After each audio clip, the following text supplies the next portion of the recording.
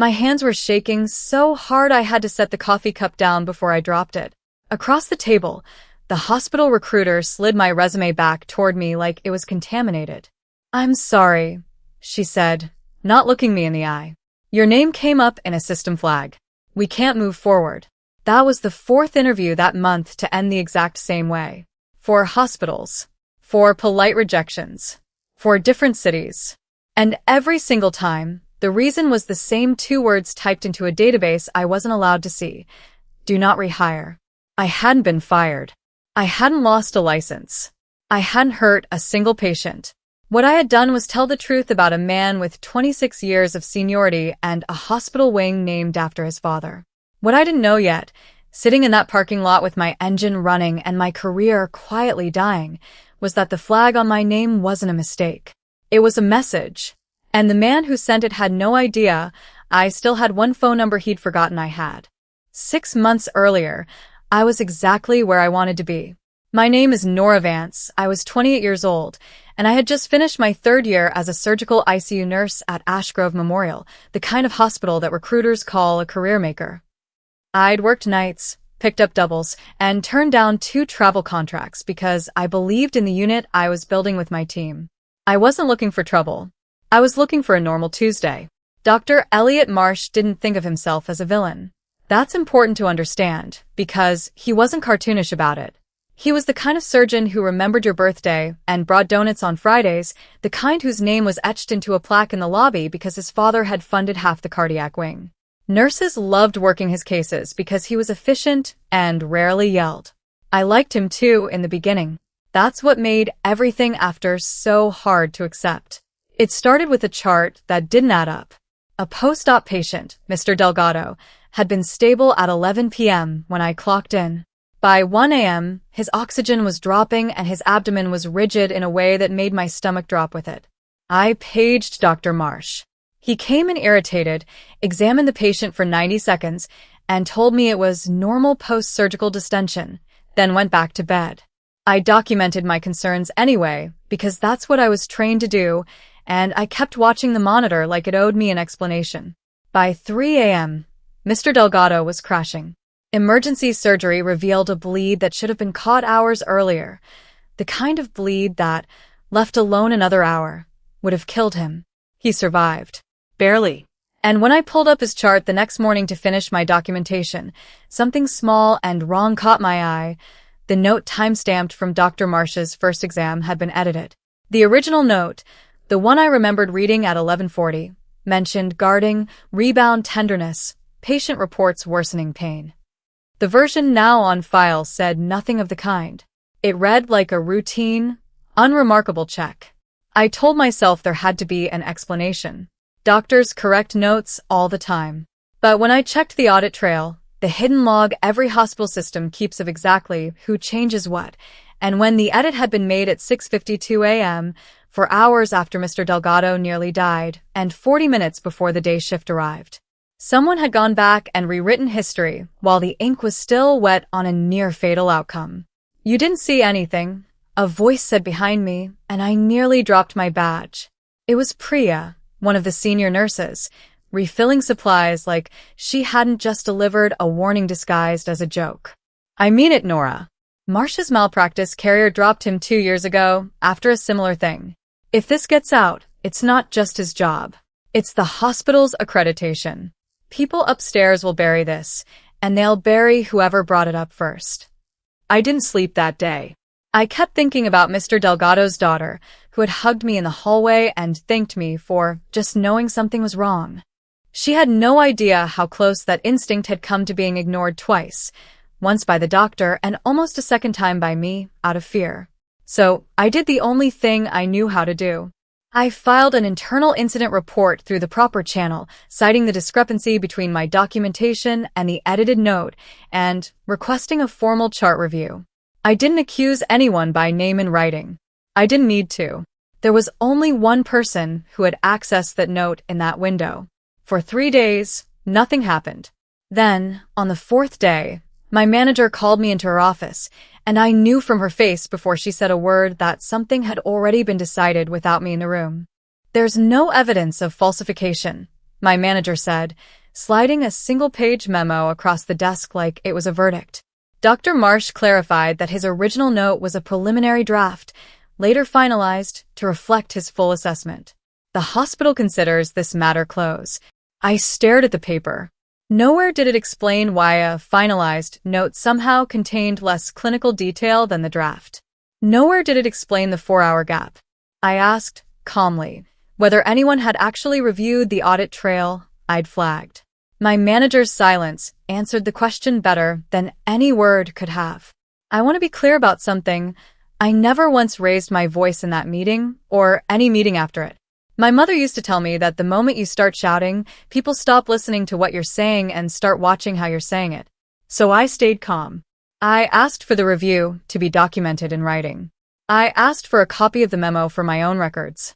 And 2 weeks later, without a single write-up, without a single formal complaint against my performance, I was informed that my contract would not be renewed for the following fiscal year due to budget restructuring in the surgical ICU. Budget restructuring. The unit was short-staffed for the next 8 months. I told myself it was survivable. Nurses get let go from hospitals for political reasons all the time. You find another job, you move on. You don't burn energy fighting an institution built to outlast you. So I applied.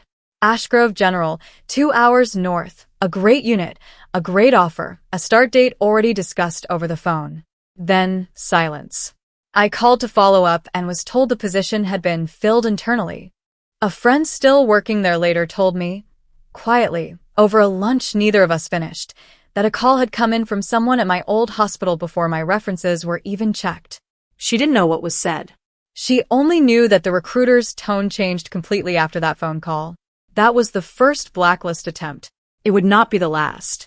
Over the following months, I watched my professional life dissolve one polite rejection at a time. A hospital in Denver. A cardiac unit in Phoenix. A travel nursing agency that had placed me twice before, who suddenly stopped returning my emails. Each time, the pattern was identical. Strong initial interest, glowing feedback from the interview, and then a sudden, unexplained reversal within 48 hours. I didn't understand how one man could reach that far until Priya called me late one night, her voice tight with something between guilt and fear. He's on 3 regional credentialing committees, she said. He does peer reference checks for half the hospital network out here. Nora, I think he's been the one doing your references. Not HR, him, personally, off the books, calling in favors. I sat with that for a long time after we hung up. A man who had altered a medical record to protect himself was now systematically erasing my career, one phone call at a time, using the very system that was supposed to protect patients from people like him. I could have given up. There were nights I nearly did. Nights I sat in my car outside yet another interview that had gone suspiciously cold, wondering if I should just leave nursing altogether and let this quietly become someone else's story instead of mine. But then I thought about Mr. Delgado's daughter again, and the moment she thanked me for trusting my instincts. If I let this go, the next nurse who trusted her instincts around Dr. Marsh might not have 4 hours of window before the wrong thing happened. She might not have any window at all. So instead of applying to more hospitals, I did something different. I started documenting everything, dates, names, timestamps, every rejection and its uncanny timing. The same instinct that had made me pull up that audit trail in the first place. And I remembered one detail from my first year at Ashgrove that suddenly felt important. A state health department investigator named Diane Osei, who had visited our unit 18 months earlier for an unrelated infection control audit, and had personally handed me her card after I answered her questions honestly when 2 other nurses had deflected. If you ever see something that doesn't sit right, she'd told me, call me directly. Not the hospital hotline. Me. I still had that card. I hadn't thought about it in over a year. I picked up my phone that night with my hands shaking, not from fear this time, but from the strange, sharp clarity of finally knowing exactly what to do next. Diane Osei remembered me immediately, which surprised me more than it should have. I explained everything in order, Mr. Delgado, the edited note, the audit trail timestamp, the internal report that vanished into a 1-page memo, and finally, the pattern of blacklisting that had followed me across 4 states. She was quiet for a long moment when I finished. Send me everything you have, she said. Tonight, if you can. And Nora, don't apply anywhere else until we talk again. What I didn't know was that Mr. Delgado's case wasn't the only one. Diane's office had received 2 prior anonymous complaints about Dr. Marsh over the past 3 years, both dismissed for lack of corroborating evidence, both closed quietly the same way mine nearly had been.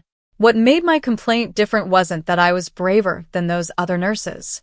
It was that I had something they hadn't had, a preserved copy of my original documentation, time-stamped and backed up on my personal work log the way every careful nurse is trained to keep one, plus the audit trail discrepancy that no finalized note explanation could account for.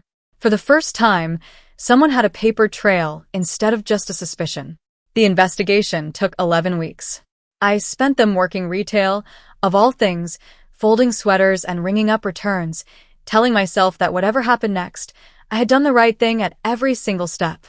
Then, on a Tuesday morning that felt no different from any other, Diane called and asked me to come to her office in person. The state's forensic review of the electronic health record confirmed what I already knew. The original note describing guarding and rebound tenderness had existed, had been overwritten, and the timestamp of the edit fell exactly within the window I'd flagged. But the investigation uncovered something I hadn't expected. Dr. Marsh's login credentials had also been used to alter portions of 2 other patient charts over the previous 18 months, both involving delayed complications that had required emergency intervention. Neither of those patients' families had ever known there was anything to question. The state medical board suspended Dr. Marsh's license pending a full hearing. Ashgrove Memorial, facing its own liability for how the initial complaint had been buried, launched an external review of its incident reporting process, the same process that had produced a single-page memo instead of an actual investigation into my complaint 8 months earlier. And somewhere in the paperwork Diane's office subpoenaed, there it was in black and white, a call log from the hospital's credentialing office showing Dr. Marsh had personally phoned 3 of my prospective employers, identifying himself as a confidential reference and describing me, a nurse with an unblemished record, as someone who had falsified concerns to undermine a colleague. He hadn't just erased my references. He had replaced them with a lie. I sat in that folding chair across from Diane's desk, and I did not feel triumphant. I felt something quieter than that, something closer to relief, the particular, exhausted relief of finally being believed by someone with the authority to do something about it. Dr. Marsh's hearing became public record 2 months later. He didn't lose his license outright. The board suspended him for 18 months, mandated a supervised return to practice, and, more importantly for me, issued a formal correction to every credentialing database he'd used to blacklist me, along with a written statement clearing my name that hospitals were required to acknowledge before considering my applications. Ashgrove General, the hospital that had gone cold on me without explanation, called me themselves this time. No cover story about internal candidates, just an apology and an offer. I didn't take it. Not because I was still angry, but because somewhere in those 11 weeks of folding sweaters and waiting for phone call, I had realized I didn't want to go back to being the version of myself who stayed quiet to keep the peace.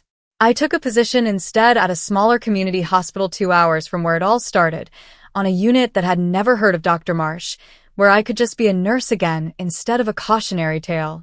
Mr. Delgado's daughter found my new number somehow, months later, and sent a message that just said, "We heard what really happened. Thank you for not letting it go." I read it 3 times before I set my phone down. I think about that night in the parking lot sometimes, the one where I sat with my resume rejected for the 4th time, certain that telling the truth had cost me everything. It hadn't. It had just cost me the version of my career that was never really safe to begin with, the one built on staying quiet around the right people. What I have now is smaller in some ways. Fewer donuts on Friday. No plaque in the lobby with my name on it. But every chart I write is still mine when the sun comes up, and no one has ever asked me to make it say something it didn't.